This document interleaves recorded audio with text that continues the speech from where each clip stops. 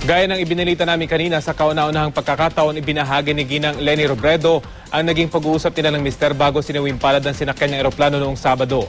Nagpasalamat naman si Mrs. Robredo sa lahat ng nakiramay sa kanilang pamilya, maging sa naging aide na kalihim na si June Abrasado. Mula sa Naga City, may ulat on the spot si Cara David. Cara? Yes, Rafi, isang misa ang isinasagawa sa mga oras na ito dito sa burol ni Diumaong DILG Secretary Jesse Robredo dito sa Naga City. Kanina ay katatapos lamang ng press conference na ibinigay naman ng asawa ni Jesse Robredo. Ito si Attorney Leni Robredo. Nagpapasalamat si Attorney Leni sa lahat ng mga nakikiramay sa kanila. Hindi raw nila akalain na marami palang nagmamahal at naniniwala kay Secretary Jesse di lamang sa Naga City kundi sa buong Pilipinas. Nagpasalamat din si Leni Robredo kay Pangulong Aquino sa pag-o-offer nito na ilibing si Robredo sa libingan ng mga bayani. Pero mas gugustuhin raw ng pamilya Robredo na ilibing si Robredo sa Naga dahil ito raw ang tunay na tahanan ni Secretary Robredo at lugar kung saan siya tunay na pinakamasaya. Sabi nga ni Leni, Naga is Jesse's happy place. It will be a disservice if we did not bury him in Naga. Nagpasalamat rin si Leni sa aide ni Robredo na nakaligtas. Ito yung si June Abrasado. Batid raw niyang may ilang bumabatikos dito pero ipinagtanggol ni Leni si Abrasado at sinabing naniniwala silang mabuting tao ito at hindi nito iniwan ang kanyang asawang si Secretary Robredo. Narito ang bahagi ng pahayag ni Attorney Leni Robredo. I texted his father. I was told that he was going to Manila on board a van, on board an ambulance, I think, with his father. I looked for the telephone number of his father, and then I texted him.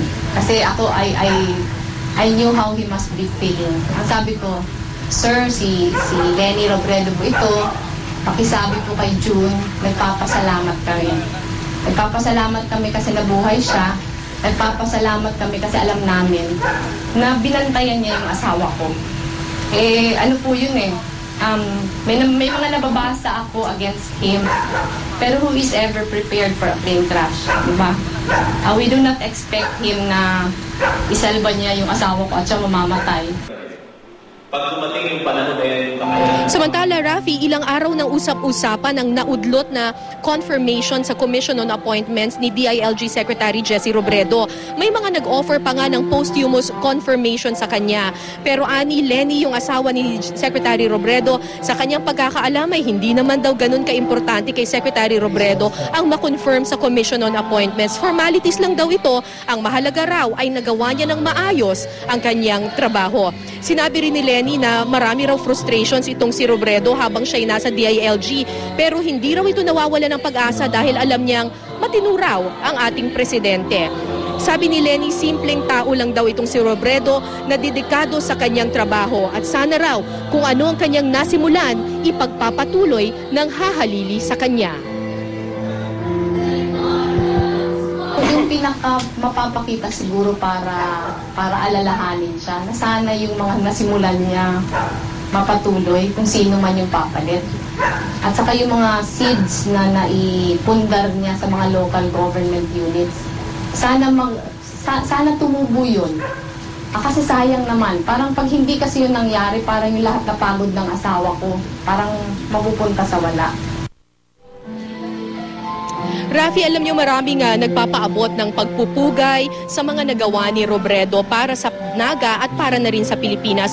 Pero higit sa isang kahangahangang public servant, mas nais ng pamilya Robredo na maalala si Secretary Jess bilang isang simpleng tao, isang ama na minahal ang kanyang pamilya at isang tagapaglingkod na tunay na minahal ang kanyang bayan.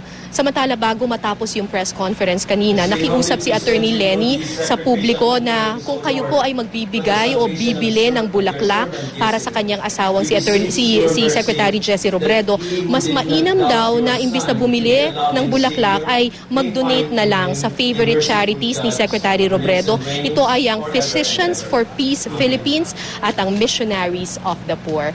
Yan muna ang latest mula dito sa Naga City. Balik sa iyo, Rafi.